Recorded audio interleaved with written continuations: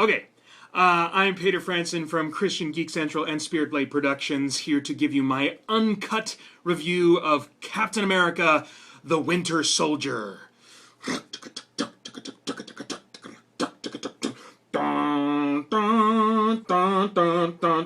superhero movie review.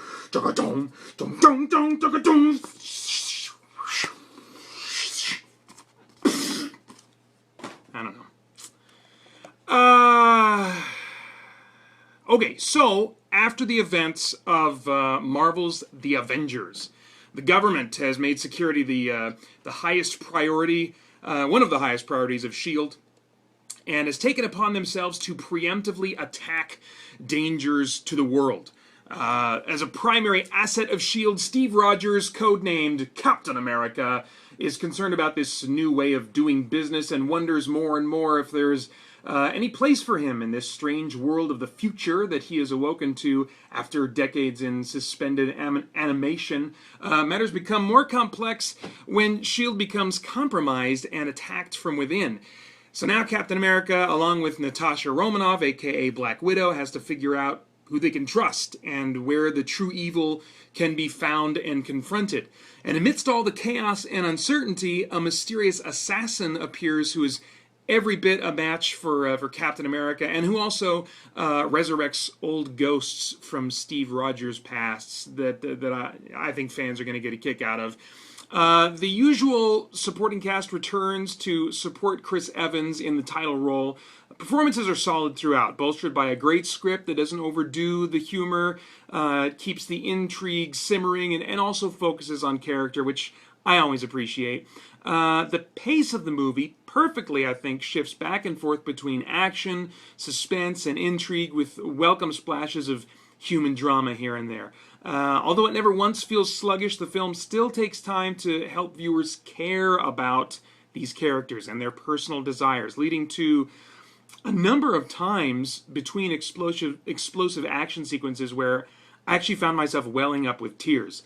The action, choreography, the visual effects all come together to create riveting sequences made all the more intense by the vulnerable human nature of the heroes. You know, sometimes movies like this, they don't do a good job of telling you how far the hero can go, what his limits really are.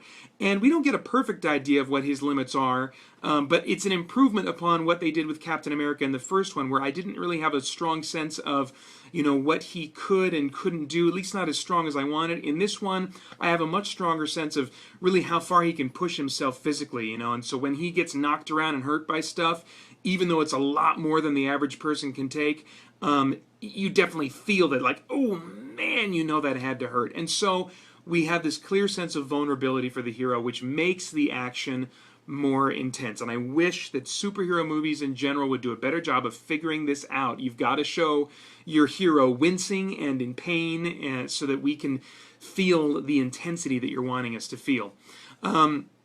The music is an interesting blend of orchestral and electronic sounds that give the movie a nice suspense film vibe. This movie is just what the trailer seemed to be promising to me. Like a superhero, military, spy thriller mashup, and it pulls off that blend expertly. And the story pulls no punches. I mean, really goes to some interesting places, several surprises, including at least one major game changer for the entire Marvel Cinematic Universe. A change so big that I actually might be curious enough to check in on the ho-hum, by-the-numbers, Agents of S.H.I.E.L.D. snooze and or gag fest to see how that TV show is going to move forward in light of the events of Captain America, the Winter Soldier. Now, the movie isn't perfect. The CG effects, they do look great much of the time, but a few key balls, I think, were dropped, including one bit, just really bad timing in a scene that was intended to be this emotionally intense scene, and there's CGI right in the middle of it that looks like CGI, and it was like, oh man, you totally took me out of it. It even kind of covers up some of the actor's performance, and it was just unavoidable, just kind of glaring right there, at least for me. But you know, I'm a guy that for whatever reason is just kind of cursed with an eye that can spot CGI, and I'm so jealous of all you folks who like don't even notice and like can totally just accept it as reality. I probably watched too many behind the scenes special features and watched movies that I love too many times. But anyway, I also felt that the story could have taken us further into the character of Steve Rogers, possibly delving more into his man out of time characteristics. They did that a little bit, but I think there's a real danger here of doing the same thing that has happened in my limited exposure to Captain America in the comics, and that is that he gets caught up to the current generation too quickly. There are some lines in this movie about him kind of getting caught up with the internet on history and stuff like that, and I just wish we could have seen more of him just kind of looking at things as he walks past them and his eyes kind of going, whoa, and reacting to some of the things that we take for granted. I also think there's potential for him to have just a purer sense of morality than everyone else around him. And, I'm not going to say that like people in the 50s had this pure sense of morality, but there is a sense in which we kind of look at the 50s in that way, and we kind of expect when the 50s are being handled in movies for them to have this kind of pure sense of morality about them. And so for that reason, not because I think it would necessarily accurately reflect the 50s, I don't know, I wasn't there, or 40s, I guess I should be saying, I wish that he had a little bit more of that kind of like innocence about him. Not necessarily naivete, but just innocence and just a higher moral standard rather than just kind of the jaded, yeah, okay, well, this is just kind of how life is. And he's not that far, he's not jaded by any means, but I just would have liked the man out of time aspects to be emphasized a little bit more. I don't think it affected my enjoyment of the movie all that much, maybe a little bit, because I think that's just an aspect of his character that's been established previously that was a little bit ignored here, and I do think from a storytelling standpoint that is a bit of a shortcoming. But much of what I'd like to see happen there is also my personal preference. There were also a few jokes that fell flat, continuing the pattern of Marvel movies that they all seem to be trying to capture the lightning in a bottle that was Iron Man. There was such great humor in those Iron Man movies, especially the first one, that I just feel like Thor and the Avengers to some degree, they're all trying to like, okay, so that's part of what makes a Marvel movie is there's we get this witty banter and jokes and stuff back and forth, and I don't think they should hold on to that as a defining Marvel movie characteristic, because it's not working in all of these Marvel movies. It works for the most part in the Iron movies, but even those not perfectly all the time. And so, Thor Dark World was a prime example to me of a movie that was trying to capture some of those Iron Man sensibilities, and it's just not the right fit, I don't think. This movie, the jokes are few and far between, but about half of them do fall flat again. But, at least they're not as frequent, so it doesn't hurt the movie all that much, really. This movie, I think, largely seeks to have its own identity, not compelled toward humor under the shadows of Tony Stark and Pepper Potts. A significant theme in this movie is the topic of security versus freedom. Now, if you take a strong view on this political subject, it may affect your enjoyment or involvement in the film one way or the other. The prevailing sentiment in Winter Soldier is that freedom is more important than security.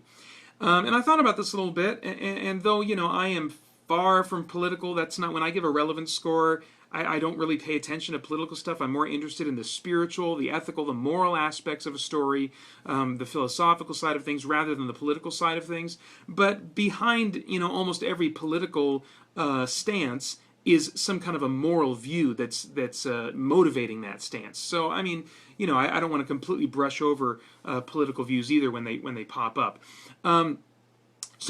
But that said, I am far from political, and I say this with fear over what an excessive application might cost, but I would probably side with freedom being more important than security as well. After all, without human freedom, we're unable to even have a debate over which value is most important. A minor villain in the story comments that humanity cannot be trusted with their freedom. And I think as an audience, we're meant to feel like, well, yes, we can be trusted with our freedom.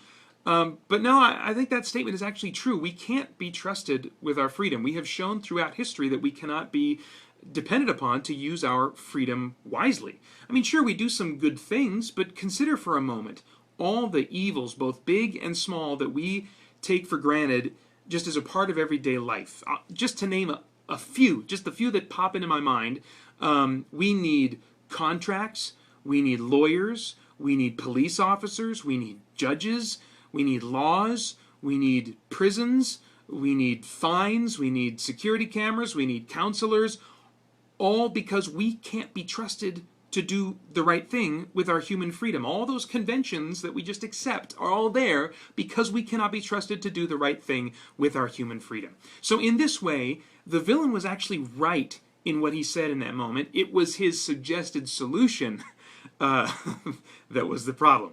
Now, despite these interesting ideas, the story lends itself primarily, I think, to being an exciting, involving action movie and not a springboard for worthwhile contemplation or conversation.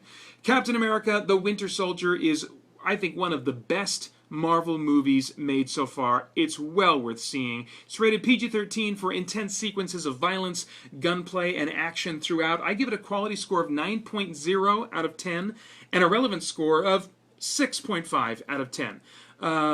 Please share and subscribe, or, I just may crawl in a hole and cry myself to sleep. Also, please leave comments below about what you liked or what you'd like to see, except for better editing, as naturally my awesome graphics, music, and editing skills obviously can't be improved upon unless you're volunteering to do the editing chores yourself. Also, for info about our scoring system,